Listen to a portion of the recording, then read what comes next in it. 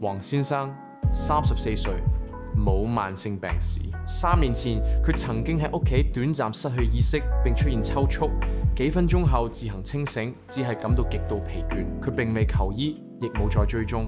其後半年內，佢再次出現類似發作，呢次發生於工作期間，伴隨咬舌同埋短暫記憶空白，被同事即時送院。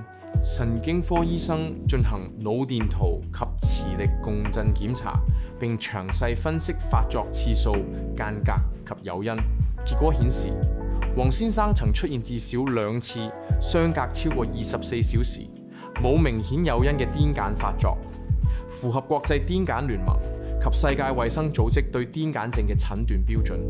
醫生指出，一次癲癇發作並不等於癲癇症，但反覆發作而未接受治療，可能增加意外受傷、交通事故甚至猝死風險。黃先生其後開始接受個人化抗癲癇藥物治療，並調整作息與生活管理。隨住治療穩定，發作次數明顯下降，生活逐步恢復正常。